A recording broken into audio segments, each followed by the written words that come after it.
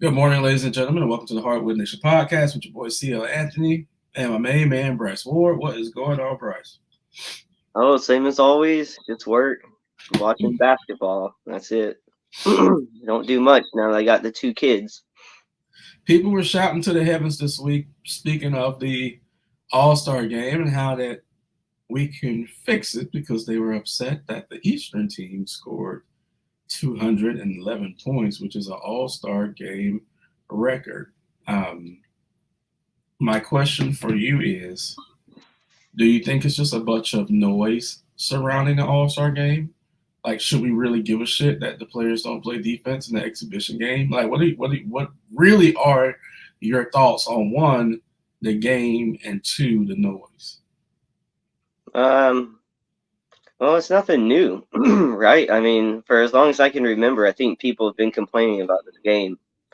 Um, you know, maybe since the NBA fan base is growing, then maybe it's just more people being loud about it. But to me, it wasn't anything surprising. It was pretty much what's to be expected of All Star Weekend. That's why I personally don't watch the games, just because it's just not for me.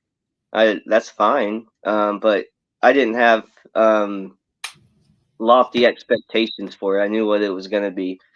Um, I think they would either need to come up with a completely different game or some kind of money or playoff incentive. They'd have to do something if they want the players to care, because otherwise they're just not going to. And I don't completely blame them for not caring. I'm not saying I would be in that mindset, but I'm just saying I kind of get it, but I don't have unrealistic expectations for that game. So it wasn't anything new to me, and I mean, it just, if you want them to care, if you want them to play defense, I mean, a lot of these guys don't play defense in a real game. So you're gonna want them to play defense in an All-Star game. It's just not really gonna happen, I don't think, unless, like I said, you give them a lot of incentive, and then I mean, who knows? But I mean, I just didn't have. I knew what it was going in, so it nothing new to me.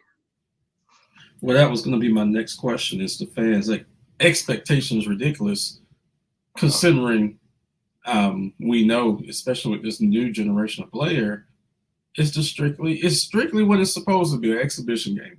No one wants to go out there and play hard. No one wants to be hurt.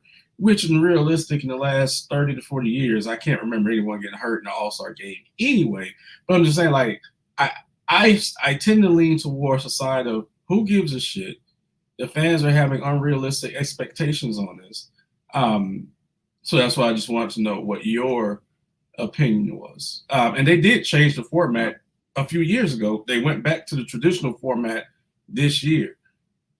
It doesn't matter. It doesn't matter. You have a league full of millionaires. No money incentive is going to make them play harder if they don't want to play harder. Like, it's not going to happen.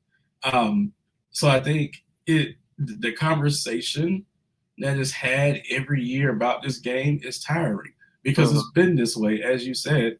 It's been this way for the last 20 years. So it's just like, deal with it and keep it moving. It's just like, what the fuck? If you don't like Um, it, just don't watch. exactly. And they actually had very high ratings for All Star Mhm. Weekend this year. So maybe people were hate watching. I don't know. But they had the ratings this year were a lot better than the ratings last year. So yeah, it's just I didn't think the East was going to win. They went back to the East West format. The West was stacked, and then the East came out there and won. So I'm just like, okay, well, I smiled a little bit over that. I know your boy got hit a couple of baskets. Um, but yeah, it's the first All Star game I watched from start to finish in probably 3 to 4 years. So, and I was fine with it.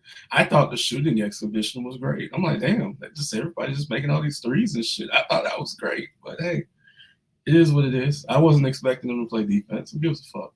Like, who cares?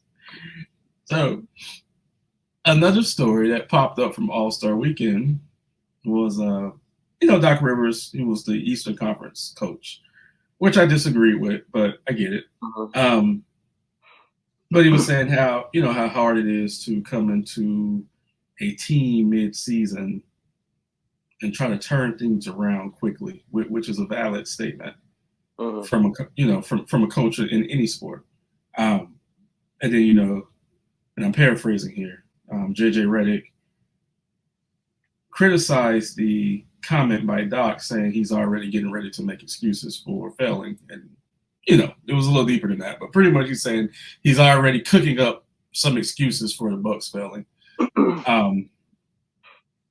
We both saw material on this. We both had a conversation offline about this, but I want the viewers to hear your standpoint on JJ Redick's criticism of Doc Rivers, because it went a little deeper than that. But what were your initial thoughts when you saw the content that JJ was putting out? Well, as we talked, we love the drama of the NBA. We love when there tends to be people going at each other. So there wasn't anything wrong with what JJ Redick said. You may not like him or his opinion or how he said it or whatever, and he's a public figure. He's out there every day talking about this stuff, and so he's not like you have to accept the criticism that comes your way when you're out there in the public like that. So, but he didn't say anything wrong. And what people have said about him coming out afterwards, especially Austin Rivers, it's more like a shot at him, which is fine because he put himself in that position. But everything that everybody's saying is technically true. So it's just funny that this rubs so many people the wrong way. But I mean, I don't disagree with what JJ said. Maybe I wouldn't have said it that way on whatever platform on Stephen A's, on ESPN. But I mean, like I said, I don't disagree with what he said. I just would have maybe changed how and when I said it, or not said something like that at all, and given it time to, wait and see what this season and what the playoffs hold before, you go after someone. I wouldn't even call it going after. Just the subject. No, he went after. No, he went after. And here's why. Worse. No, but here's why though. And we're gonna have a very real conversation here. He went after him by the tone of his voice. It did sound personal with some of the things that he said. So yeah, we're not gonna sugarcoat it. JJ Redick went after Doc Rivers. Now I'm not saying that it's right or wrong. But the fact is, he did go after Doc Rivers. It was a little more there that came out. Yeah, I'm sure it was a little more personal for him. I mean, he did play for him, so they have a different relationship than had he not played for him, of course. So true or false? Yeah, I believe that. Yeah. True or false? in any sport, in any job, it's hard for someone to come into a mess and fix it. Especially in sports when you have like a time frame.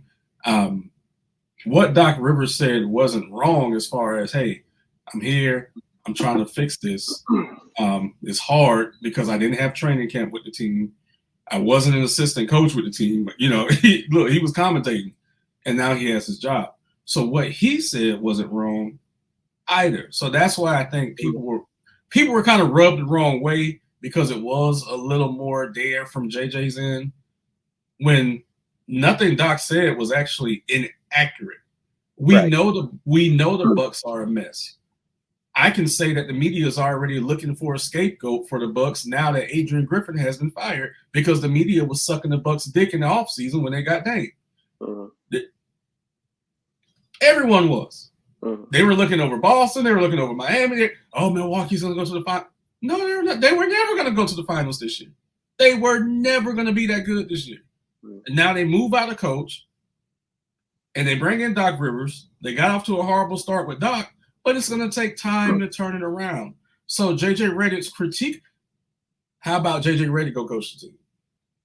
And let's see how hard it is for him. He's wanted to coach before. He's turned down jobs. He's wanted to go into the front office before. He's turned down jobs so he could sit and do a podcast and not really face the heat that a coach or a GM faces every day. and that's part of my issue with it. Is it's easy to sit on the sideline and critique someone when you're not in the fire. You've never been a head coach before, period. Mm-hmm. And it's not you, but JJ. And it's just like it really came off as personal, and we might never know why it came off so personal. I mean, he did play for Doc, but it just came off as being personal, and I guess that's why people were split, but some people were a little caught off guard by JJ's stance on it. Look, you can bring Phil Jackson couldn't fix the Knicks in his last coaching job. You get what I'm saying? Like, coaching is hard. And I agree with Austin Rivers when he's like, how can you say Doc doesn't take accountability when Doc's always fired when they fail? So it's just like what's going on? So I totally and adamantly disagree with JJ's Redick take on this. And, this is the same guy that disrespected NBA greats back in the day, saying they played against plumbers and shit like that. So I fuck JJ Redick, okay? Fuck him. And 3/4 of NBA fans out there who's watched the league for a long time said fuck JJ Redick too, because he was one of the most hated players in college coming out of Duke. Let's just say that. Mm-hmm. If you know, you know. But people weren't fucking with JJ back in the day.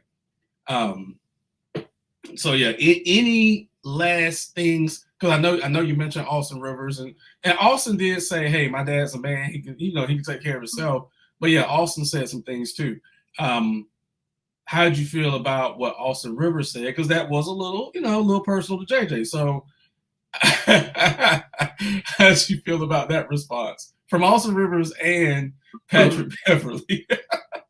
Well, like I said at the beginning, is the only thing that I really found enjoyable about any of this was just the fact that it ruffled feathers, that there was drama. So the fact that JJ got a reaction was interesting in itself. And of course, since Austin Rivers is who he is, he's able to come out and speak on it himself because, he's in the league and all the, his father is Doc. So it's just, like I said, it's just interesting. Of course, Patrick Beverly speaks on everything that pops up. So of course he was going to talk about it, Now that there's so many of these current players and ex-players podcasts, it's hard to listen to them all. I know you don't listen to any of them, but like there's so many takes out there now that almost weekly you can find one of these guys saying something and someone else disagreeing with it, kind of thing.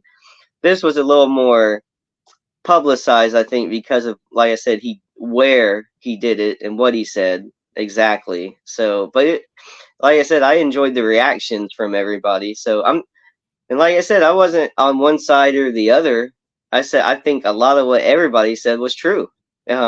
So you don't hear these guys necessarily arguing the points as much as just taking shots at one another. So that was interesting. So yeah, just a nice little media upstir. A bunch of pundits and a bunch of ex-players talking about it. So it was interesting. It was interesting. It was, and to put a cap on it, then JJ actually came out and was like, I can talk about X's and O's and no one cares, but I talk about this stuff and then it's like a big deal. And it came off so like, okay, so we've had conversations about this podcast and how we get the most views when there's like a controversial topic. And we don't talk about a lot of X's and O's on here because I know people don't give a shit about that. But we have our most views when there's a controversy going on in the NBA. That's what it is. So I'm not going to sit here and say, I'm not going to complain about what people don't watch on our podcast. It's just an observation. But JJ actually complained about people not caring about his basketball opinion as far as the game, but caring about how he feels about someone else. So it just, I don't know. It just came off bad to me. But we're going to move right along to one of your favorite topics.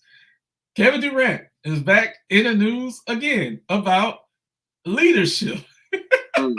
Okay.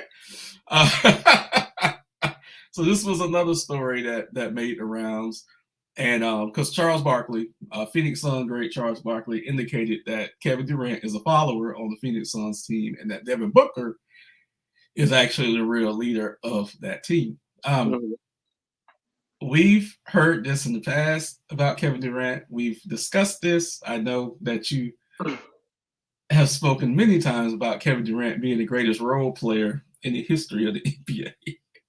So my first question is, before I display Kevin Durant's response, is: are you surprised that we keep having the same conversation about Kevin Durant's leadership skills? I'm I'm surprised that Kevin Durant or whoever even brings it up. I'm surprised that either of them are even still talking about it at this point. To me, it's almost been going on as long as the All-Star conversation. Like, if you don't have these expectations of Durant, then you don't need to be surprised when he doesn't meet them. I, I've for a long time. Once I heard it come out of his mouth on live TV, uh, I haven't I haven't made him to be something he's not. I like Kevin Durant. I like him as a basketball player. Is he going to be your leader and lead you to a championship? No, but that's fine. That's not executives and teams shouldn't be bringing him in for that.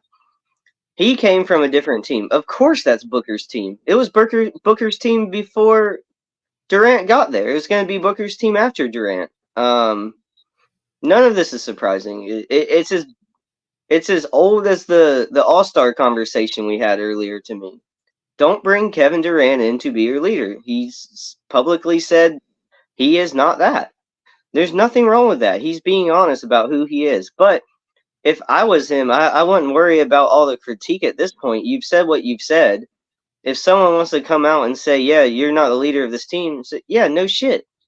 I don't even know why Barkley's bringing it up again at this point because everybody knows. But you know, like what we just talked about, you have to say shit to get views. You have to. People aren't coming here for the X's and O's, like you said, because there's a podcast for that, or there's better people to do that. People aren't watching the TNT broadcast for X's and O's. They're watching it to watch Shaq and Barkley and these other guys say funny shit or say crazy shit. You know what I mean? Right. It's not surprising. Charles Barkley, we know, says wild stuff sometimes. And I'm pretty sure he does it to get a reaction, especially because it's so easy to get a reaction out of Kevin Durant. We know how active he is with social media. We know how active he is to respond. So none of this is surprising. What's surprising is that people are still trying to have this conversation when how many teams does Durant have to be on before we know he's not the leader? He hasn't been the leader on any of his teams. And early on, the media tried to push it and tried to scapegoat and make Westbrook look bad when the dynamic in the locker room is not what the media wanted. Right. It's been his MO since he's been in the league, and that's fine. But people need to stop making it out to be something like a surprise or to try to make him be something he's not. It's an old conversation. It's the same one we've had for a long time. So here's Kevin Durant's response to those comments. He says, I feel like a lot of people on TV that don't ever come to the gym, don't ever come to games. It's hard for them to speak on what I do when they're not in here. It's just a part of TV. They need something to fill a segment up. So they talk about some negative shit. But if you're not in the gym, I don't respect your opinion. If you're not in the gym with me, that's just what it is. So Kevin Durant and Charles have thrown some jabs at each other over the course of the years about this topic. So yeah, this isn't, the first time, like you said, this topic has come up. I think where the expectation comes in at is that just this past week, last week, Kevin Durant passed Carmelo Anthony on the all-time scoring list. And I think people see the caliber of player that Kevin Durant is and want to automatically put that leadership label on him. It's not like we're talking about a, God forbid, Miami's going to hate me.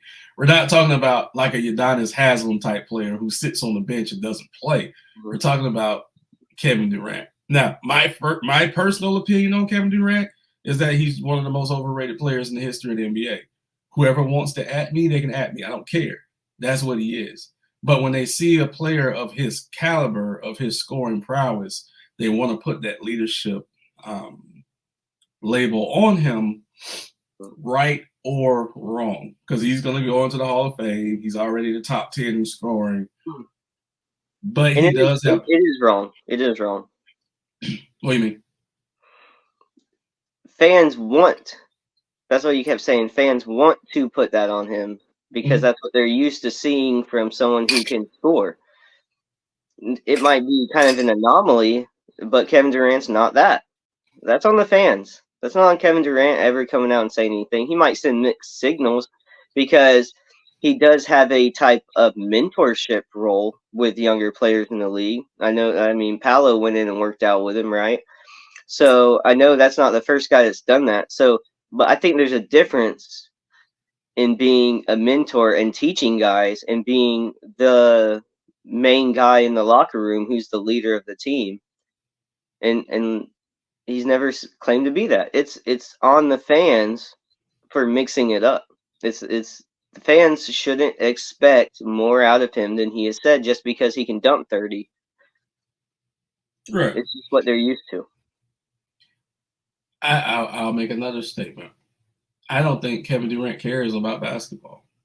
There are players in the league who are uber talented, and they play because they know they can get big contracts and take care of their families, things like that. I think that's another thing that rubs people the wrong way because he comes off as he doesn't care about the sport. It actually comes off as that he doesn't care about a lot of things. If you really listen to Kevin Durant talk, he doesn't show. That's why I think from other people around him, it seems like what I have heard is that he only cares about two things, and that's basketball and smoking. I don't think he cares about winning. I think he enjoys and loves the sport of basketball. I think if he wasn't getting paid, I think he would still be at the gym or at a court all the time playing. So I will say, I'm just going to push back and say, I just think not that he doesn't care about basketball. I don't think he cares about winning because I think he loves basketball from what I've heard over the years from other people. It seems like he loves basketball. I just don't think he cares about anything else. I don't think he cares about the winning part of it. I don't think he's competitive. Not to the point where it really matters. Not like you want. People look at Kevin Durant like he's the best player on the court because he can score. People want to call him one of the best scorers ever. I don't think there's anything wrong with that. But he doesn't have the competitive edge to want to win, I think, in and night out. I think he just wants to go out there because he loves playing basketball, and that's it. And I don't think he cares about anything else. Right. So you don't think the fans should be upset with that? I didn't say they can't be upset with it, but the expectation isn't something that he set. It isn't anything. You have the expectations for him, and you can be upset that he didn't match that. But at this point in his career, nobody should be surprised by it. I would be more upset if I was an OKC fan early on because you kind of, once you see something, you get a narrative in your head and you run with it. But technically, Kevin Durant didn't set those expectations. He's just a hooper and can score. Everybody else put that around him. Once he left OKC, everybody should have already known what he was by then, especially with the way he left and what team he went to. Everybody's talked about that for so long ad nauseam as well. But at this point, he personally has never come out and said or done things that isn't consistent with how he is. And so the fans, they can be upset, but they shouldn't be surprised anymore. And you shouldn't want Kevin Durant on your team if that's your expectation of a guy who can come out and score 30 for you. You got to change your expectations, or just don't get him on your team. But you shouldn't. The fans shouldn't be surprised by any means at this point. To me. Yeah. The fans don't dictate who's on their teams or not, but no, of course not. And you hit the nail on the head. So thank you for that. As far as him not caring about winning. As a fan, I wouldn't want him anywhere near my team, knowing that he doesn't give a shit about winning, which is the ultimate goal. It should be the ultimate goal of any professional athlete. He's great. He will give you that 30 to 35. We know this, and that is it. That is it. And he's going to go down, of course. He's already knocking on the door, but he's going to go down as one of the greatest players to ever play in the history of the NBA. But he's always going to have that what if factor about him. What if he actually gave a shit? What if he could have brought a championship to OKC? What if he had never gone to Golden State? It's a lot of what ifs with Kevin Durant because even though he played well in those NBA finals, I will say that against Cleveland, against LeBron, he played fantastic. But I will say this: people don't look at that and say those were Kevin Durant championships. We look at it like those are the Warriors championships. And the most damning thing was when they won one without him. Again, they won the first one without him, and they won the last one without him. That is damning. It is damning. Wow. So we're gonna wrap this up. Well, I wanna bring something to the altar here because you mentioned this offline. You said last night that Paolo hit a game winner, and Paolo got emotional after the game. Was it actual tears when this happened, or just was he, They were doing the post game presser on the court, and I'm blanking on the girl's name right now, but she always does the interviews with the Magic. Probably Miss Kendra. Yeah, Kendra Scott. Yeah. What's up, Miss Kendra? How you doing? Yeah, you better get in line. I think like all at Magic Twitter, it's like, what? Yeah, I think everybody's kind of in your same boat there. So yes, but Paolo literally he had to walk away from the interview for a second to wipe his eyes with his towel. Like his eyes were red, you could see it. Like not tears coming down his eyes, but his eyes were watery. Like he kept it from getting to that point by wiping his face with his towel and stuff. Now, yeah, it was just interesting because it just kind of seemed to come out of nowhere because we've seen Paolo get I'm trying to think of the right word, not emotional like crying like that before, but just you can tell he cares sometimes whether they win or they lose, you can tell when he's upset or when he's like. So it was just interesting because I didn't think that's how the game was getting to him. So that it was interesting because he said he didn't have a good game. He said it was a tough game, and he's been dealing with an illness since he's been back from All-Star break. So he had it last game as well, and he had a bad shooting night. Like it wasn't a good night for him, and so I think he also said a lot of it had to do with the way his teammates were lifting him up throughout the whole game because he was having a bad game. So I think a lot of it had to do with just how he was feeling, how his teammates were handling him in that game, and then to still have the trust from the team to go out and try to hit the game winner when you haven't been making anything all night. And then for that to go in, and then you get your foul call too, because it wasn't a good shot. He got fouled on the shot, but it went in. And so I just think with all those things combined, it just he's still a young kid. He's only 21. I just think the whole atmosphere of the situation got to him, and it was surprising. But I liked seeing that out of my young all-star that he does seem to care so much. Because that's it was funny to talk about this after the KD talk because for everything I've seen so far, Paolo's the exact opposite and does care. Yeah, and I wanted to bring it up because real quick, you mentioned it earlier in the season. You like that you saw Paolo get so frustrated after they lost to the Heat. He does care. He cares about the team and he cares about winning, and so you can see that with him pretty clearly after certain games for sure. Yeah, and that's why I wanted to bring it up because I've seen Kevin Durant cry twice. The first time I saw him cry, I have the I actually have the video up right here because I remember it because in the moment that it happened was when they got their ass totally annihilated by the Miami Heat in the finals, which is God honest truth. And I remember after the game, he Mm-hmm. went into his, kind of went into his mother's arms and just had a moment. And I just remember it was touching to me. Because I'm like, damn, like at that time, he actually seemed like he gave a Mm-hmm. shit. You know what I'm saying? And it always stuck with me. And I believe, yeah, this game was in Miami. And look at James Harden there. But it always stuck with me that I saw him have this moment because at that time he did give a shit. And I wish we could Mm-hmm. get this Kevin Durant back, which is he's too far gone now. But I just wish we could get this Kevin Durant back because he could be so much more than what he is. You know what I'm saying? Mm-hmm. There he is, 32 points. So he was really at 30, 35.